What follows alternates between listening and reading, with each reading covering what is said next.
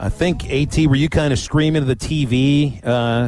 No, stop scoring, stop scoring. Yeah, it was a great win, but it not quite the way you would have liked it to go down, right? Yeah, no, that was my only complaint. Arkansas is too good all of a sudden. Screw those guys. No, I think it was more Texas just quit defensively, but that's part on Arkansas as well. Yeah, Phil, you, me, Drew, we talked about it last week. I thought last week's slate, it didn't feel as sexy, but it was kind of a show me Saturday, and I was looking at it more from the Texas perspective. Well, they certainly showed me something, but so did Arkansas too, baby. Woo pig silly, let's go, big win, big. What was your impression from watching that game on national television? It felt like it should have been. I think it was the most watched game on cable at that moment, and I think it outdid the Michigan-Washington game. We were just impressed with the physicality of Arkansas, maybe above everything else. From what you saw out of that game, what stood out for you? Well, two things stood out. I mean, from the Arkansas perspective, there's no doubt that the physicality is what stood out, and that Texas really, I thought they looked pretty good in Week 1 against Louisiana. And the way that Arkansas just ran the ball right at him, I thought K.J. Jefferson was obviously awesome in the first half. They took a lot off of his plate in the second half. That was obviously what stood out to me from the Arkansas perspective. From the Texas perspective, I'll say this. I think I knew it, but I don't think I fully realized America really loves watching Texas fall flat on its face. I knew everybody, and I get it, like Arkansas fans, A&M fans, whatever, everybody got a kick out of just watching Texas. They strong arm their way to the SEC. They think they're too good for the Big 12, even though they haven't won the Big 12 since 2009. And to see them go against, and I'm not, criticizing Arkansas, but Arkansas is probably not the best team in the SEC. It will remain to be seen, but I would venture to guess they are not the best team in the SEC. To see them lose in the manner that they did, I just was blown away by how many people genuinely loved watching them getting their butt kicked. Oh, of course, AT. I mean, because you enjoy the failures of somebody who constantly keeps yelling, "We're back, we're back." You know how you know when you're back, AT? It's when other people start telling you that you're back. That's when you know that you have finally made it back. Well, I talked about this a little bit on my podcast Monday, Drew. Is I think the thing with Texas is, there are arrogant programs in college football and college sports in general. Ohio State has a very arrogant fan base. Mm-hmm. Yeah, if I won the Big Ten every year and beat my biggest rival by 40, I'd be pretty arrogant too. I'd be pretty arrogant if I was an Alabama football fan and every year I'm winning a national title. I'd be arrogant if I was a Kentucky basketball fan and basically for the last 10 years, you're in contention to win a national championship every year, last year notwithstanding. Texas, like I said, it's the arrogance without the results to back it up. And, I think even not just the SEC fan bases, but I think the Big 12 fan bases were just yeah, this is what we've been watching for years. They puff their chest out. They walk around with that horn on the side of their helmet like they own the whole world. This is what we have seen. And so to me, that's what stands out is there are plenty of arrogant fan bases in college sports, and most of them are justifiable. Maybe Arkansas baseball is like that. I don't know. Phil, you would know. I don't know how bad Arkansas baseball fans are, but it's justified with the fact that they're perennially a national championship contender under David Van Horn. And so I just look at Texas, and that's what really kind of struck me is it's the arrogance without the results to back it up. And I think that was why so many people, it really united the country. So thank you to Arkansas in uniting the country in their hatred for Texas. Everybody got a kick out of it. I had no idea what you're talking about, those baseball fans, AT. Arkansas baseball fans are perfect in every possible way. I love it. 10 out of 10. Sure. That's 11 out of 10, Drew. Now, their announcer, that's another deal for another. Right. No, I'm kidding. Aaron, staying in the state of Texas, the story of Gary Patterson coming out, what he's basically telling the boosters, what I think every coach is saying, pay players or we will become irrelevant. They will leave. I mean, how big of an impact is NIL making since it started and it's kind of gone to the back burner of news? And just for irony, how mad do you think some of their crosstown rival SMU fans have to be hearing a coach at TCU admittedly, openly saying pay the players when they did it behind closed doors 40 years ago, and it's ruined their program ever since? A great point. I hadn't thought of it from that perspective, Drew. What stood out to me is a few things. First of all, by the way, Memphis had two all-conference players from Memphis. And, Drew, you would know this. TCU had two all-conference players from Memphis transfer in this year thanks to the one-time transfer. And the big offensive tackle. I can't remember his name. Obina Ize. And so I bring the point is, it's a little Gary Patterson calling the pot calling the kettle black. We're going to fall behind, and these SEC schools pay so much, blah, blah, blah. But no, I mean, what I think it shows is it was funny. If you remember back to when name, image, likeness first started, there was really only two rules by the NCAA. It can't be pay for play, and it cannot be a recruiting enticement. Mm-hmm. And it is pretty clear that 3 months in, all it is pay for play and recruiting enticement. And there's exceptions. Bryce Young sort of kind of was a stab, whatever. The point is, that was what cracked me up, was like those were the only two rules, and basically no one is abiding by them. But it's the new world we live in. It's the new world we live in. It's what people wanted. I don't have any fundamental issue with it.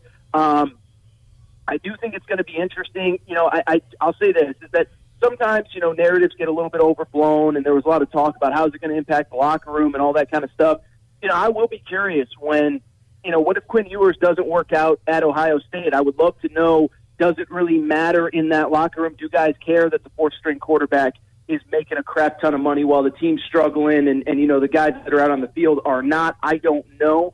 But, again, what happens to Quinn Ewers if he doesn't win that job? What happens to Quinn Ewers if he has to transfer? So I don't know. There's still a lot kind of to be untold about, this name, image, likeness era.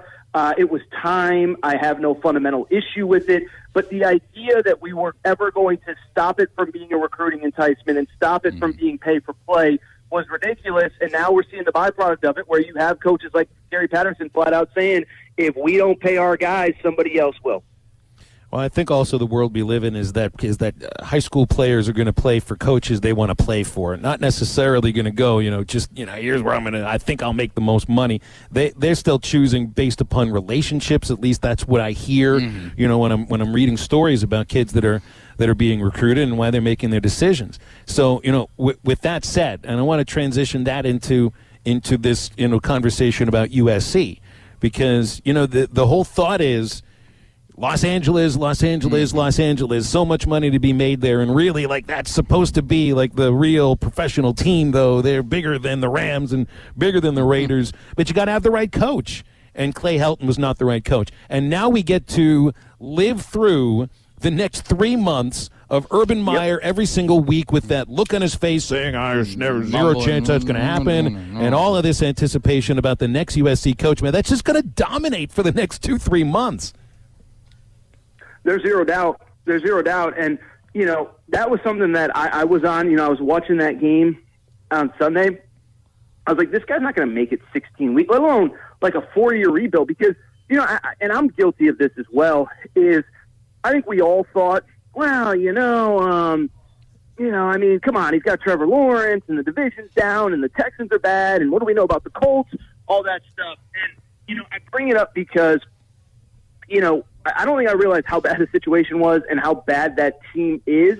And so because of it, I'm just telling you, I just don't see the scenario. Maybe he survives the year. Maybe he survives year 2. But he's not built for 4. This is a guy that had enough trouble keeping his head above water, physically ill when he was going into 11 games a year where he had more talent and where there were 2 games on the schedule that he could potentially lose. Now you mean to tell me that he's going to survive what looks like a 1 in 16, 3 in 14 type season, and he's going to come back and rebuild, and he's there for the long haul? I don't see it, and I'll say I don't. Would USC hire him? There's some talk about the school president was not a fan the last time around. She wasn't interested, but I'm just telling you, he is not built for the NFL. He's not going to make it. And I think you're right, Phil. I think every single time he loses, it's only going to ramp up. It's only going to get hotter. Let me say this. I'll just say this because I'm rambling. I think he's got one more college rebuild in him. I don't think he's built for the NFL. I don't think he's going to last maybe into next year just to prove the point. But I don't think he is. He's like 57. He's going to take one more stab at the college game. He says he won't. He says he's retired. This guy can't sit around and do nothing. And I think it's going to happen soon. I think I absolutely think USC is in play because it's one of the few jobs that he can justify leaving the NFL at, less than 1 year in for. Look, Nick Saban got crushed for it, and now he's an icon. Nobody's going to care in a month if he comes to USC and ends up having immediate success. So I believe he has one more rebuild in him. Is it definitively USC this year? I don't know. But the combination of his age, the fact that he just is not built for the NFL, you're right, Phil. This is going to be an effervescent, never-ending conversation. Well, with USC deciding not to hire a search firm, do you think they've already got a short list of guys and maybe you've already been in communication with some? And who do you think, besides Urban Meyer and James Franklin's name gets thrown out there all the time, and who are some other guys that could possibly be on that short list? Well, I'll say this, I think that they're going to get a really good candidate. And I don't know that 2 years ago, if they had fired Clay Helton, which I think they wanted to, I don't think they would have gotten that guy. And it's really interesting we were just talking about Texas because, I think Texas kind of put together the blueprint last year of, you don't go into a head coaching search unless you know you have a yes from somebody that your fan base will support. And that's what happened with Steve Sarkisian. And so, USC 2 years ago, I think, wanted to get rid of Helton. They didn't have that guy. This year, the infrastructure at the school is just in much better place now. They have a real AD. They have a real school president. They're paying for, recruiting budget and facilities, and they've upgraded their staff. And so I think it's going to be appealing. I do think James Franklin is the guy if it's not Urban Meyer. He's been linked to this job forever. He's had plenty of time. If he does not want this job, to very publicly make that clear. He has not done that. But beyond him, I think Bob Stoops is still in play. I think, Luke Fickell, I don't believe is the sexiest hire, but he makes sense for the obvious ties. I don't think not having a search firm is a huge deal because the job is so good. It is going to attract somebody good, and it's just a question of who that candidate is that ultimately takes the job. Aaron, we got to run. Appreciate you, man. Good talk, and looking forward to doing it again next week. And we'll get into Devo Davis dunking on frat boys next week, okay? I'm telling you, we might have some other Arkansas basketball news to discuss next week. We'll leave it at that, and I look forward to it, guys. Very interesting. Week-long teaser there. AT's kind of dialed into the scene. Good. He kind of is. All right, make your plans now for next Friday at 11:30 for Aaron Torres. It's that time of the year again, and all eyes are now turning to football as teams are back on the gridiron to start the football season. As always, BetOnline is your #1 spot for all of the pro and college football action this season. Get all of the updated odds, props, and contests, including the online's biggest $500,000 NFL mega contest, the world's largest 200,000 NFL Survivor contest, open now at BetOnline. Here's what you have to do. Head to the website or use your mobile device to sign up today and receive your 100% welcome bonus. BetOnline is the fastest and easiest way to bet on all your favorite sports. BetOnline, your online sportsbook experts.